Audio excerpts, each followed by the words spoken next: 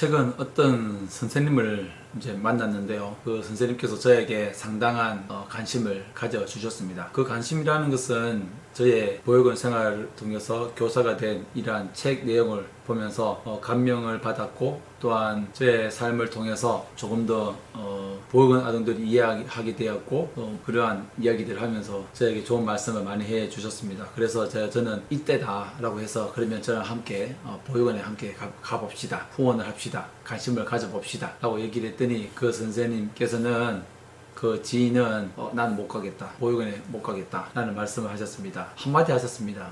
그곳에 있는 아이들이 너무나 애처롭다. 저는 그 분의 마음은 너무 선하고 너무 제가 좋게 생각하기 때문에 그 말 한마디에 조금은 실망을 했습니다. 어떤 실망이냐, 제가 이렇게 얘기했을 때 예, 감사합니다, 예, 제가 무엇을 해야 될까요? 그렇게 너무나 어떤 누군가를 도와주고자 하는 그런 마음이 있었기 때문에 제가 흔히 잘 얘기하지 않는, 지인들에게 흔히 잘 얘기하지 않는 이 얘기를 했는데, 그분께서 너무나 애처롭다라는 얘기를 듣고 제가 조금 어안이 번벙해서 조금 당황스러워서 더 이상 어떤 말을 하지를 못했습니다. 어느 정도 그런 말을 말씀하시면 제가 이해를 할 수 있도록 권유를 했겠지만, 그 놀라운 한마디에, 애처롭다는 그 말 한마디에 제가 어떤 말도 하지 못했습니다. 그리고 하룻밤이 지나면서 제가 곰곰이 생각해 보았는데, 그 애처롭다의 뜻이 어떠한 것일까? 그 지인 여자분이었기 때문에 제가 애처롭다의 뜻을 해석을 해보니, 보육원에 있는 아동들이 처량해 보이고 너무나 안쓰럽다, 가련하다, 그렇게 저는 해석이 되더라고요. 이것을 저는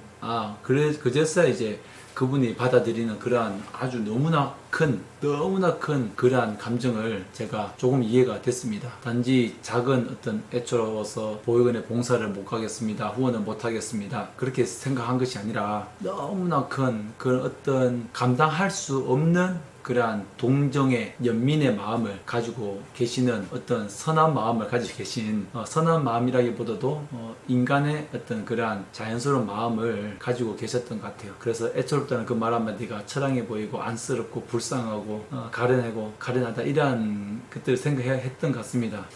그런데 저는 다른 한편으로는 그렇게 생각하시는 것이 오히려 더 나쁜 편견을 가지는 것이 아닌가라는 생각이 들거든요. 이해가 되실지 모르겠지만, 너무 애처로워서 보육원에 가지 못하겠다, 그렇게 되면 모든 주변 사람들, 또 그 지인 당사자도 애처롭다고 생각해서 항상 그렇게 보육원 아이들을 어떤 그렇게 존재를 만들어 가는 것 같습니다. 물론 애처롭고 안쓰럽고 불쌍해 보일 수 있지만, 만약에 그들도 그렇게 생각하는가? 그렇지는 않을 것입니다. 물론 자신의 삶에 대해서 너무나 좀 이렇게 안타까워하는 아이들도 있겠지만, 다는 그렇게 생각하지 않다는 것을 분명히 말씀을 드려봅니다.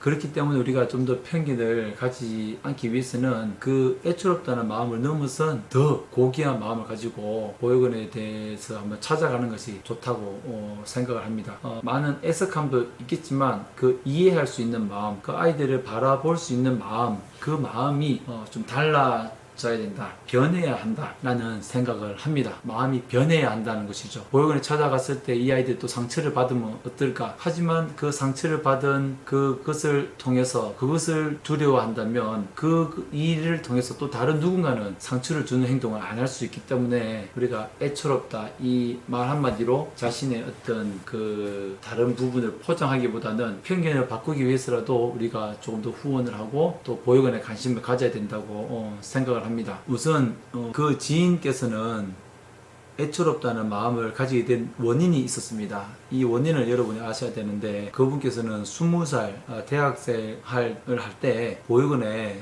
학습지도 자원봉사를 가게 되었고, 그래서 너무나 보육원에 대해서 잘 알고 그러한 가운데 자원봉사를 받았던 초등학교 6학년 되는 여자아이가 교통사고로 하늘나라에 가게 되는 그런 일을 알게 되었답니다. 그래서 그 이후로는 좀 보육원에 가는 것을 꺼려 했다는 그러한 얘기를 하셨습니다.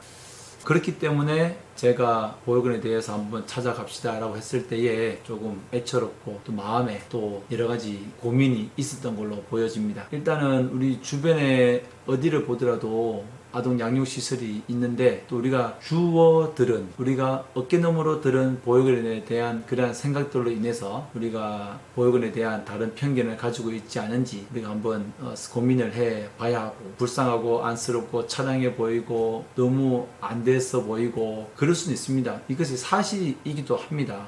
저를 도와주시고 후원해 주시는 이모도 그렇게 얘기를 합니다. 너무 안쓰러웠지만 네가 성공했다라고 그렇게 얘기를 합니다. 그것들을 현실을 이 보호 아동들이 인지하고 받아들이는 것도 당연히 중요합니다. 당연히 그렇게 받아들여야 하고요. 이해를 해야 하고 이해하는 것과 또 받아들이는 것은 좀 다를 수 있지만 그럼에도 우리가 조금 더 나쁜 편견을 가지지 않기 위해서는 우리가 조금 더 노력해서 아동 양육 시설에 대해서 이해하고자 하는 노력이 필요합니다. 왜냐하면 제가 조사한 바로는 어떠한 사회, 어떠한 국가도 그 사회의 1, 2%의 보호 아동이 생긴다고 합니다. 우리나라 장애인 분들은 255만 명으로 상당히 정말 너무나 많은 분들이 계셔서 장애인 분들에 대한 복지가 잘 이루어져 있습니다. 우리 고아들은 1%라고 하는데 이 1%를 위해서라도 있기 때문에, 아동이기 때문에 1%라고 해서 너무 적은 숫자라고 생각할 수 있겠지만 아동이기 때문에 우리가 이 아동에 대해서 편견을 가지지 않고 또 다른 더 나아가서 이 아이들이 보통의 청춘으로 성장할 수 있도록 하는 그런 마음가짐, 생각의 전환이 필요하다는 것을 말씀을 드려봅니다.